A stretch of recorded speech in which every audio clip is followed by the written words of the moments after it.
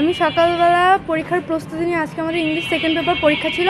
তো সকালবেলা আমরা পরীক্ষার প্রস্তুতি নিয়ে স্কুলে এসেছি। স্কুলে এসে দেখি আজকে হচ্ছে আমাদের স্কুলের স্যারদের কর্মবিরতি। তো আজকে আমাদের বার্ষিক পরীক্ষাটা হলো না, এটা আমাদের জন্য অনেক আর কি ক্ষতি হয়েছে। তো আমরা যে প্রিপারেশনটা নিয়ে আসছিলাম পরবর্তী পরীক্ষাটা যদি আমাদের নেয় তাহলে সেই প্রিপারেশনটা থাকবে না। আমাদের মনে হবে যে আমরা তো আগে পড়ছি, এখন না পড়লেও চলবে, বা আমাদের মধ্যে এরকম মানে ক্ষতি হবে আর কি।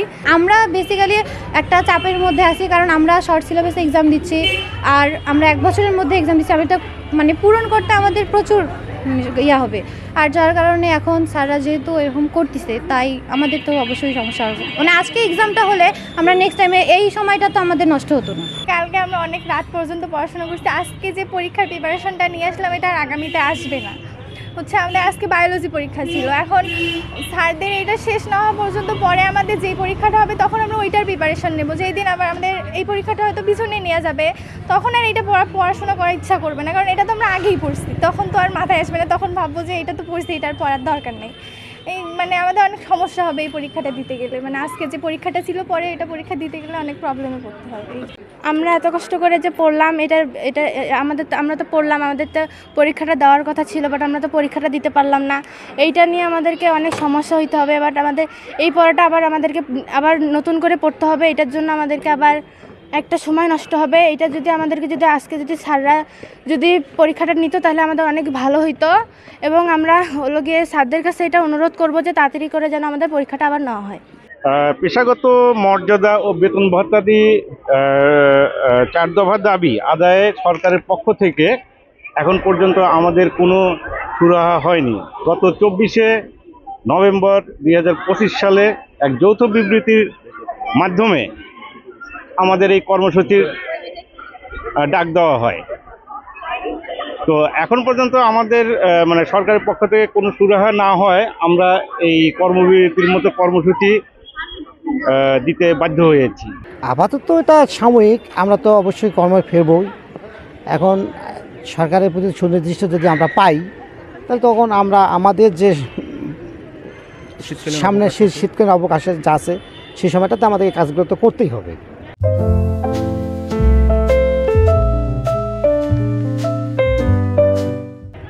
এখন বাচ্চারা এখন আজকে একটা হঠাৎ হুজুট খেলো, কারণ এটা আমাদের পক্ষ থেকে এটা আসলে না গিয়ে আমরা তার উপায় নেই। যেখানে প্রাথমিক বিদ্যালয়ে দেখেন তারাও মাঠে আছে। আমাদের এটা দীর্ঘদিন একটা দাবি নয়, আসলে আমাদের একটা পাওনা। এগুলো যেগুলো আমরা 4টা দাবি দিয়েছি এগুলো আমরা তো পাওনা।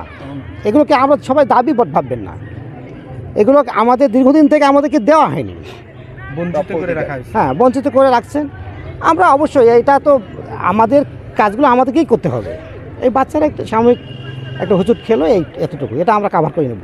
আমাদের কর্মবিরতির বিষয়টা সারা বাংলাদেশ অলরেডি জেনে গেছে। আমাদের কর্মবিরতির কারণটা হলো যে আমাদের সরকারি মাধ্যমিক বিদ্যালয়ে 4 দফা দাবি, এই দাবিটা অবশ্যই সরকারকে মেনে নিতে হবে।